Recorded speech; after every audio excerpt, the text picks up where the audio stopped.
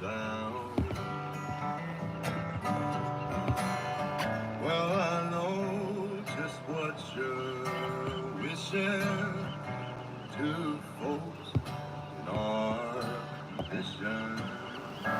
We never leave this bar with our pride. So go about your earthly mission. Don't trust no politician. You look yours and I too.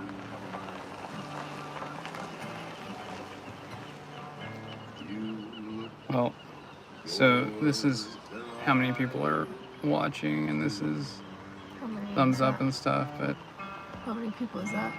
Well, there's nobody on. I mean, I don't have enough followers for them to even...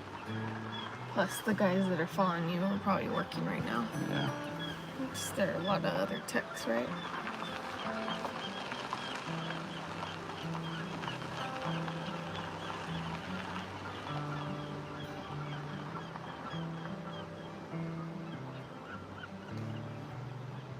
Playing on the north wind, lead me to my door. Coming through my greenback, swearing I made more. Somebody's in there. This is not car related. You might not want to do that. You might turn people off. So I was watching the UAW union boss throw the Stellantis contract bid or some type of contract agreement in the trash, and basically, I was thinking like a lot of the dealership technicians out there, they don't have any type of union to be a part of, and they're trying to get the UAW union workers, I think right now are getting $60 an hour with benefits and hourly pay, and they're not happy with that. And they're living in Detroit, where the cost of living is pretty low compared to California. So if any of you dealer techs are out there making less than $50 an hour, really $60 an hour, it's something's not right. I'd like to go to the dealer association, NADA, National Automotive Dealer Association, and talk to some of those representatives that are the dealership owners, talking to the car company executives, and see what in the hell, what's causing the issues. Hey, advanced level, what's going on? So I've been, I don't know, acquiring different equipment for diagnosing cars and stuff, and getting a little bit more use out of the picoscope. I had a friend at a dealership call me up at a Dodge Stellantis dealership, and they're using more picoscopes. At least they're training the guys more, and he couldn't figure out how to get the amp clamp to work to do a relative compression test, and that's a 40-year veteran. So not too sure how they expect a lot of dealer techs to be able to use the picoscope if they don't know how to power it on. Apparently the battery inside was dead, but they didn't even know it had a 9-volt battery and the amp clamp on a picoscope. So that kind of tells you everything you need to know about where a lot of the dealerships are at as far as capabilities. But yeah, it was interesting. Great technician too, and he's well versed in all the technology. But more and more of the new cars are having network issue. Chrysler likes to use the CAN network to wake up all these car computers. No more ignition wires, and you're seeing a lot of the Chrysler, Dodge, Jeep, Ram vehicles randomly shutting down because of CAN network issues and module issues. It really boils down to poor software. So anybody that's out there, I don't know if you guys are seeing a lot of CAN network issues, but it's my day off. I'm just sitting here at the beach watching the surfers. Hope you guys are doing okay. Hope that everybody's safe. And I tried surfing once in my life, and I almost drowned, so I just watch instead of participate. But the 4425A has the amp clamps without batteries. Uh, yeah, I have the 4425A. I need to pick up some of the leads or the accessories. I didn't really buy the full package. That was like 9,000. I bought the $4,000 package, kind of a starter kit. But where I really started was a Picoscope, the 2 series. I think it's a 2240, but it was like $100 for a Picoscope, and it's a 2-channel scope. Fits in your pocket. Does a great job. You just can't use the automotive software with it. That was a big downside. So anybody trying to use a Picoscope, you can get started for like $200. Pretty cheap.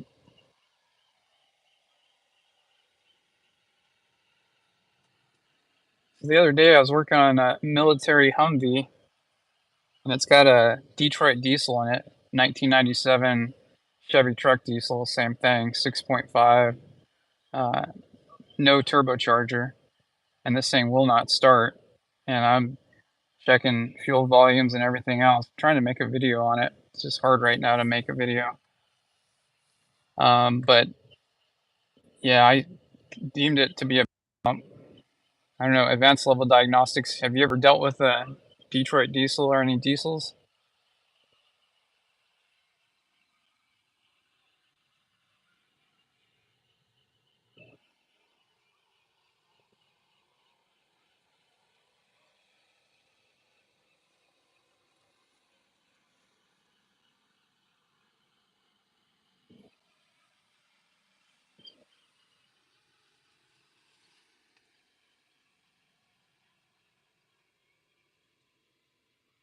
Often you get called out for electrical issues. Is that quite often?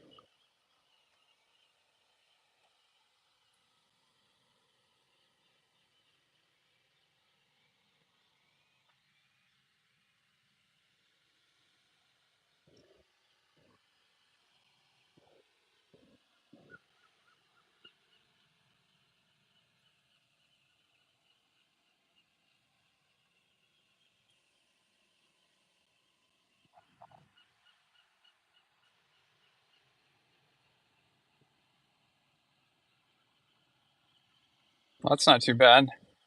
What are you doing when you're not going out 2 days a month?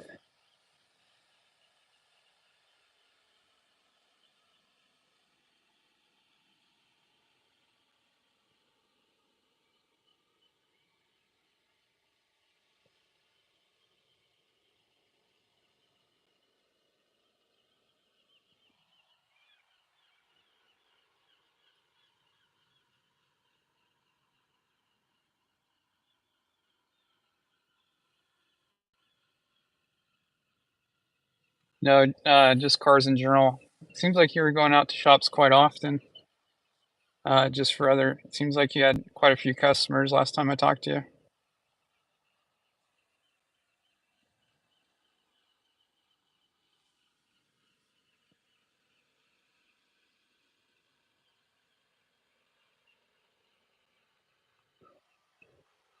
Yeah, so I just started my business and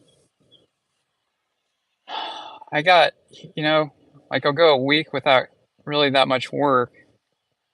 Nobody really, I get calls and then I'll go out and look at something and then somebody sees that I'm working mobily and they're like, "Oh, do you do this?" I'm like, "Yeah." And then I get another job. So it's a lot of word of mouth, stuff like that. Um, I paid for Google advertising like $300 a month, but I just stopped doing it. It was too much money for what I was getting in return. So most of my work is just word of mouth. I assume that's how you get a lot of your work.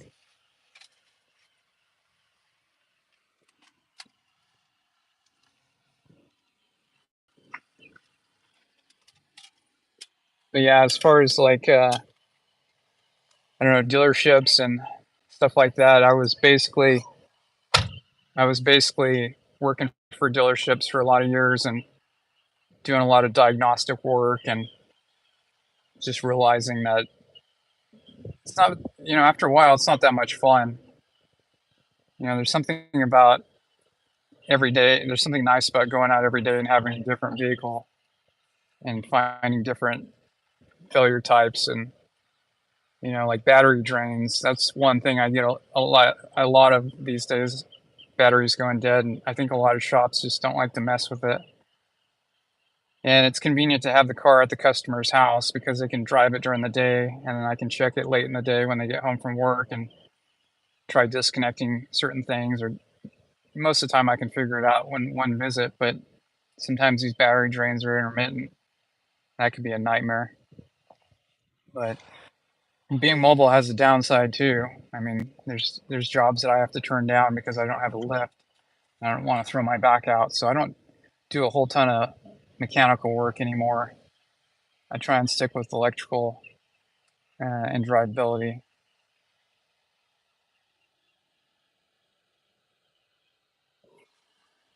And I'm starting out, and I'm like, man, I should be busy by now. I should have people knocking on my doors because everyone used to tell me you need to start your own business doing this, and I did. I'm like, where's all the work? Do I suck? Do I do a horrible job? Am I not doing my job right? And I just have to remind myself that shops, I mean, they don't really know who you are, and I think it's just going to take a couple of years for them to hopefully realize I can help them.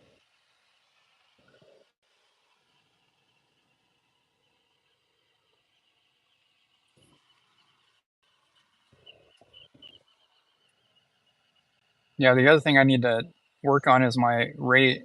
I charge the same rate as the shops, um, but I have a lot of overhead because of my equipment and tooling. But I don't think the cost or the charge is a big deal. I think it's kind of the convenience factor is more important to them.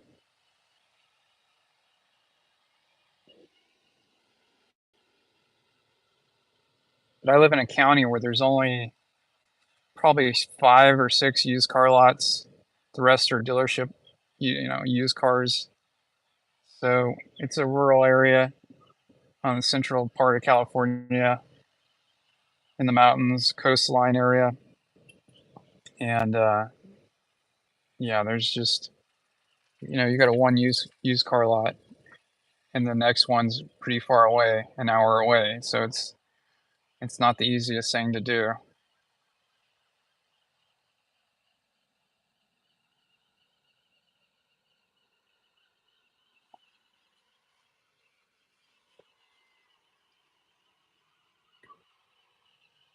So I've been using the diagnostic network lately, and I noticed they have an artificial intelligence AI system. So that's the first one to respond to any questions you have on that network that I'm pretty sure you're a part of. But